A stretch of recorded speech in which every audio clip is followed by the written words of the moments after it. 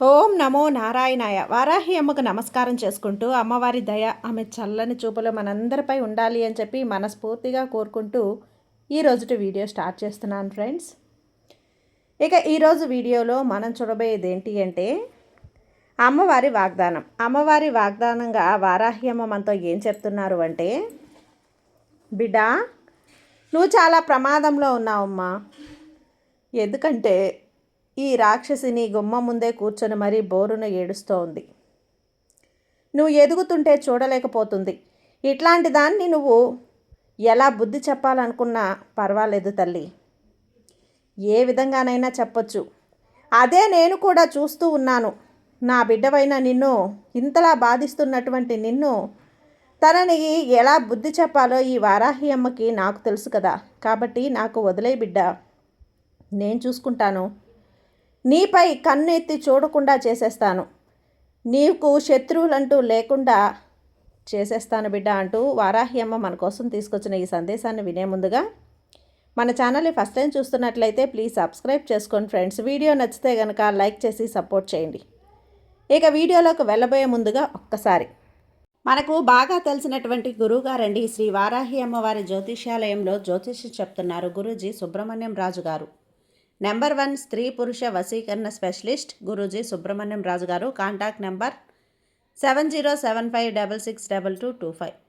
ఈ గురువుగారు చెప్పింది చెప్పినట్లుగా జరిగింది. భార్యాభర్తల మధ్య గొడవలు ఉన్నా, విదేశీ ప్రయాణం ఆలస్యం అవ్వటం, ప్రేమ పెళ్లి సంతానం లేకపోవటం, కోర్టు సమస్యలు, గృహము మరియు కుటుంబ సమస్యలు, ధనం నిలకడగా లేకపోవటం, ఉద్యోగం ప్రమోషన్స్ విఫలం అవ్వటం, దీర్ఘకాలిక అనారోగ్య సమస్యలున్నా, విదేశీ ప్రయాణం ఆలస్యం అవుతూ ఉన్న, స్త్రీలకు పురుషులకు సంబంధించిన గుప్త సమస్యలు ఎటువంటివైనా సరే రోజుల్లో పరిష్కారం చేస్తారు.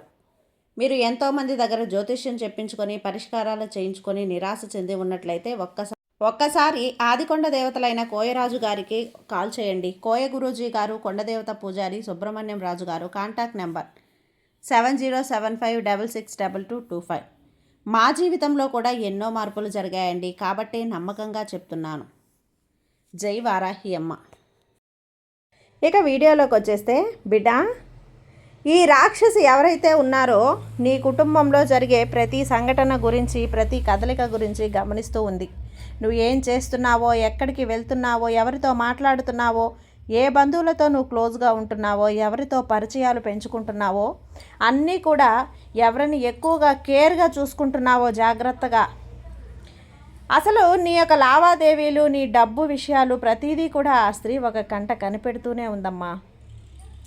అసలు ఎందుకు ప్రతీదీ కూడా ఎవరో ఒకరి కారణంగా ఆ స్త్రీ నీ కుటుంబంలో జరిగే విషయాలను తెలుసుకుంటూనే ఉంది. అలా తెలుసుకొని నీకు ఆ స్త్రీ ఎవరు, తనకి తెలుసుకోవటం వల్ల వచ్చే ఉపయోగం ఏంటి, తనకు నీకు బంధం ఏంటి, ఈ విషయానికి వస్తే ఈ స్త్రీ బయట వ్యక్తి.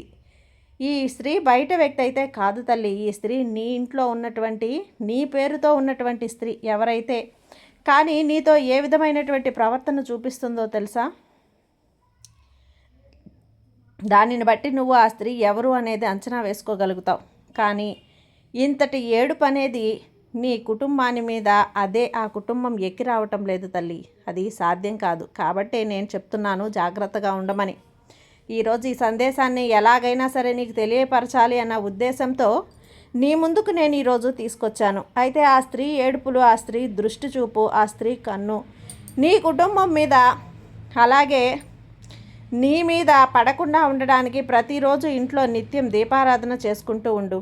కనీసం నువ్వు ధూపం వేసుకోవాలి తల్లి. వారానికి 3 రోజులైనా సరే ఇంట్లో దీపారాధన చేసుకుంటూ ఉండు. అలాగే వారానికి 4 సార్లు నీ ఇంట్లో ధూపం వేసుకుంటూ ఉండాలి, సాంబ్రాణి ధూపం. నీ ఇంట్లో ఉన్న ప్రతి ఒక్కరూ కూడా దిష్టి తీసుకునే ప్రయత్నం చేయాలి. ప్రతి అమావాస్యకు కాలికి ఉన్నటువంటి నల్లదారాన్ని మార్చుకునే ప్రయత్నం చేయి. అలాగే ఇంకొక ముఖ్యమైన విషయం ఏంటి అంటే, ఆ నల్లదారాన్ని మార్చుకునేటప్పుడు ఆ స్త్రీ దగ్గరకు మీరు వెళ్ళేటప్పుడు కానీ, తనతో మాట్లాడాలి అనుకున్నప్పుడు కానీ, మీ గొప్పలు, మీరు సంపాదించిన డబ్బు, మీకున్నటువంటి ఆస్తిపాస్తులు, మరి ఏ ఇతర ముఖ్యమైన విషయాల గురించి కూడా ఆ స్త్రీతో మీరు సంబోధించకూడదు. సంతోషపెట్టే విషయాలను మీ పర్సనల్గా సంబంధించినవి ఏవైతే ఉన్నాయో అవేవి కూడా ఆ స్త్రీతో ఎట్టి పరిస్థితుల్లో కూడా చెప్పొద్దు. తనతో మొహమాట పడడం కానీ, భయపడడం కానీ, ఏదైనా సరే చేయటం ఇట్లాంటివి పొరపాటును కూడా చెయ్యొద్దు బిడ్డ. ఎందుకు చెప్తున్నానో ఆలోచించు. నీ మంచి కోసమే కదా. తనని ఎక్కడుంచాలో అక్కడే ఉంచు. తనతో ఎంతవరకు మాట్లాడాలో అంతవరకే మాట్లాడు. ఎక్కువగా ఉంటే సంతోషపెట్టాలి అన్న ఉద్దేశంతో, తన యొక్క మెప్పుని నువ్వు పొందించుకోవాలి అన్న ఉద్దేశంతో ఎప్పుడు కూడా ఆ స్త్రీతోటి అంటే చనువుగా మాత్రం అసలు ఉండొద్దు బిడ్డ. ఆ తీరుని పద్ధతిని మార్చుకో. ఎందుకంటే నీ ఎదుగుదలను ఈ భూమి మీద ఓర్చుకోలేనటువంటి ఏకైక వ్యక్తి ఆ వ్యక్తే. కేవలం ఆ స్త్రీ మాత్రమే నువ్వు సంతోషంగా ఉంటే గనక చూడలేకపోతోంది. తను ఏడుస్తోంది, నువ్వు పండగ చేసుకుంటే అది చూసి ఈర్ష్యపడుతుంది. నీ సంతోషం అనేది నీ ఎదుగుదలను చూసి నీ పతనాన్ని కోరుకుంటుంది. ఇలా ఇటువంటి స్త్రీ తను నీ దగ్గరకు నీ గురించి ఈ విధంగా అనుకుంటుంది అని చెప్పి నీకు ముందుగానే తెలిసినా కూడా ఈ స్త్రీని నువ్వు మామూలుగా నా బంధువే కదా, నాకు సంబంధించిన వ్యక్తే కదా అని చెప్పి నువ్వు ఇంటికి వచ్చినప్పుడు కుర్చీ వేసి మరీ కూర్చోబెట్టి నువ్వు తనకి ఎక్కువ అతిథి మర్యాదలు చేశావంటే గనక తీరా చివరికి తన కారణంగా నష్టపోయేది నీవేనమ్మా, నీ జీవితమే అన్న విషయాన్ని గుర్తు తెచ్చుకో. కడుపులో ఎటువంటి ప్రేమ లేకుండా కాళ్ళ మీద పడ్డా కూడా రాదు కదా. ఆ విషయాన్ని నువ్వు తెలుసుకో. ఎప్పుడో కానీ పైకి నటిస్తూ ఉంటారు, లోపల విషపూరితమైనటువంటి నవ్వులు నవ్వుకుంటూ మనసు నిండా ఈర్ష్యలు, అసూయ, ద్వేషాన్ని పెంచుకుంటూ నీ ముందు నటిస్తూ ఉంటారు.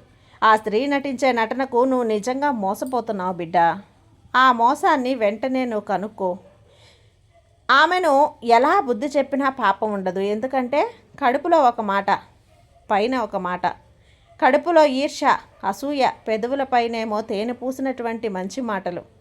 ఆ మాటలతోనే ఎవరినైనా కానీ మభ్యపెడుతుంది, మాయ చేస్తుంది. కాబట్టి ఈ స్త్రీ నీ మీద, నీ ఇంటి మీద చూపిస్తున్నటువంటి ఈ అసూయని నీ బిడ్డల మీద, నీ ఇంటి మీద ప్రతి క్షణం కూడా తన ఏడుపుని ఏడుస్తూనే ఉందమ్మా.